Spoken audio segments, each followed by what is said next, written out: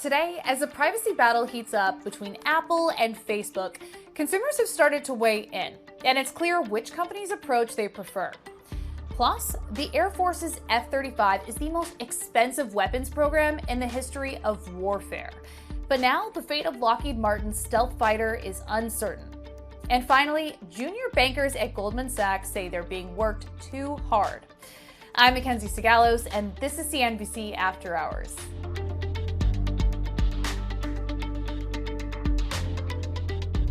It's red across the board today. The Dow, S&P, and NASDAQ all finished in negative territory as interest rates continue to creep higher.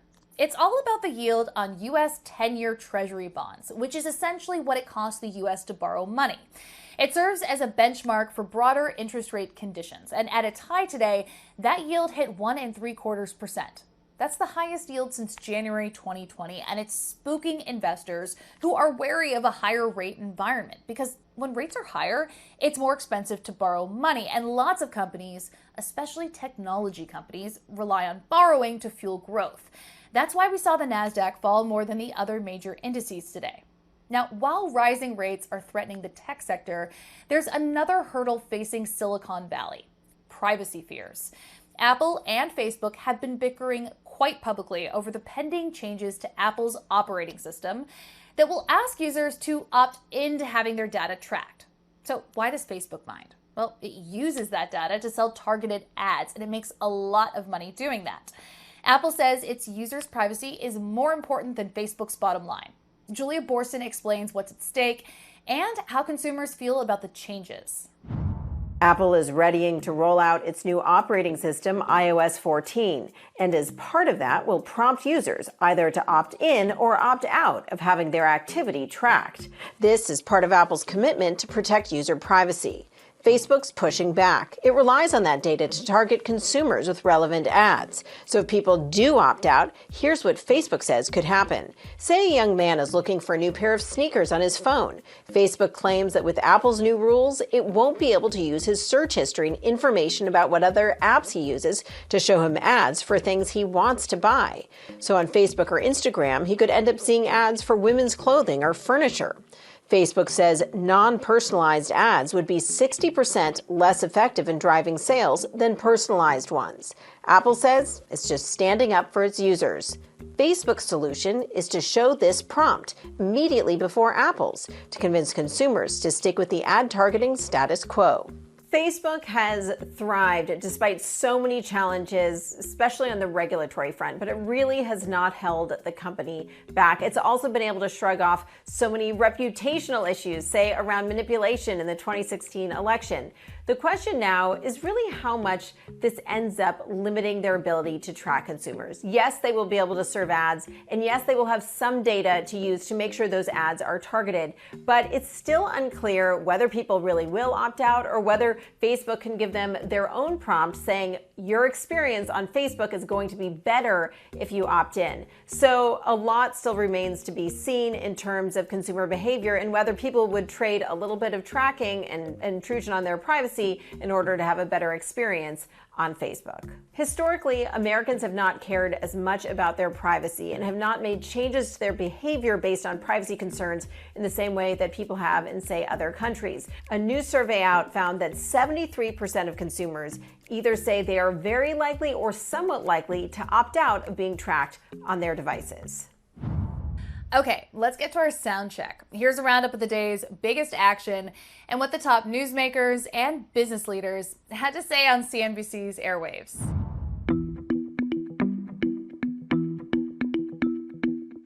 We want to get it passed as quickly as we can in whatever way we can. And I do think it may very well fit into a larger infrastructure bill. I think that's one possibility.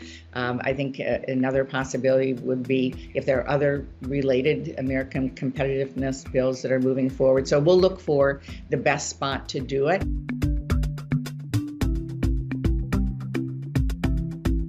We queried them. We have very robust interest.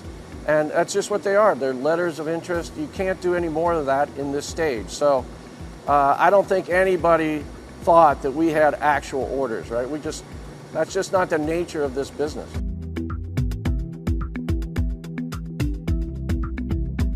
The hybrid model is going to be the model going forward and not just a temporary thing that we do until we reach herd immunity.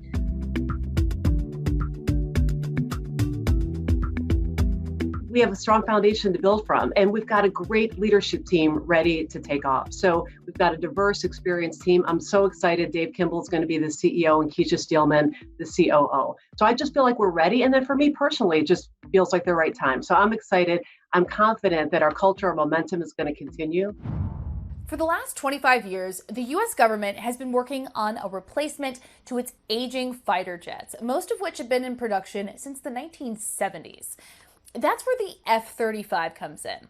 The cutting-edge stealth fighter from Lockheed Martin was supposed to do the work of several aircraft, and it promised advanced technology to cut down on maintenance, and it even had the potential to create thousands of manufacturing jobs around the country. After $1.6 trillion in development costs, the future of the F-35 is now under scrutiny. Our colleagues on the CNBC digital video team have been working for weeks on this story for a mini documentary that will be released tomorrow. Here's an excerpt. The F-35A was designed to revolutionize fighter procurement for the Air Force. It was going to take the missions of several aircraft and do it all. The maintenance was going to be cheaper and easier due to cutting-edge computer software. Back at its inception, the Pentagon had in its mind that this aircraft would be a master of all trades.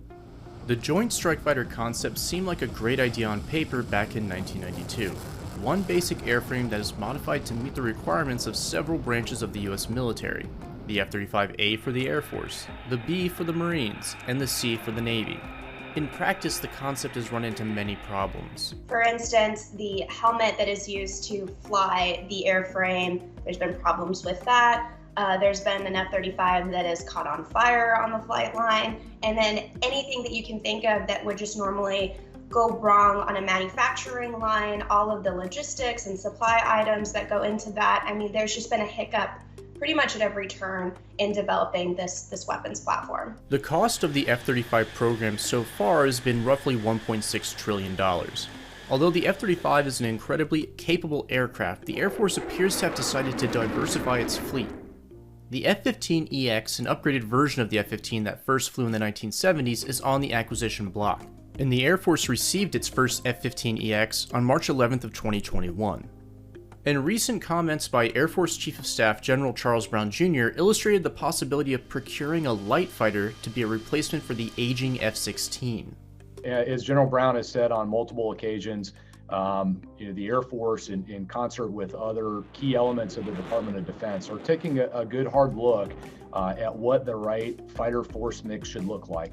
The manufacturing of the F-35 involves almost every state in the US, thousands of jobs, and the involvement of international partners. You look at what the Russians, the Chinese are doing, for example, it's very easy, comparatively speaking at least, to make something that looks and flies like a fifth generation jet. It is unbelievably difficult to make something that actually works like one is supposed to. Despite the challenges that we face in ensuring that we have the right kind of combat capability that we need, that we can fix the airplane when we need to fix it, and that we can afford it, it is absolutely an imperative that we get this right. Before we go, let's get to today's numbers round. We'll kick it off with $41 billion. Amazon has surpassed Walmart as the largest apparel retailer in the U.S., according to new Wells Fargo research. Now, those analysts estimate that the pandemic-related rise in e-commerce fueled Amazon's apparel and footwear sales last year to more than $41 billion. That's nearly 25% higher than Walmart sales. Wells Fargo thinks that Amazon has close to a 35% share of the online apparel market. Next, 100. Junior bankers at Goldman Sachs are complaining about a crushing workload filled with 100-hour work weeks as the firm tries to keep up with the boom in SPACs this year. Now, remember, SPACs are those blank check companies that are often led by brand name investors who raise money to list a shell company on a stock exchange with the purpose of merging with a smaller private company, thereby turning that private company into a publicly traded entity.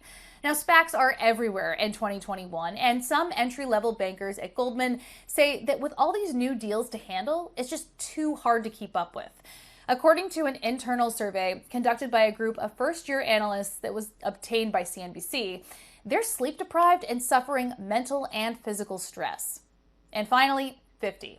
Shares of Disney are up around 50% since February 25th, 2020. The day that longtime CEO Bob Iger announced that he'd be stepping down and named Bob Chapek as his successor. Now, that announcement was shocking for two reasons. First, it was roughly a year ahead of schedule. Iger had previously said that he'd remain CEO through 2021. And second, a lot of people expected a different executive to be named CEO, Kevin Mayer, the man who launched Disney Plus and started the company's transition to a direct-to-consumer business model.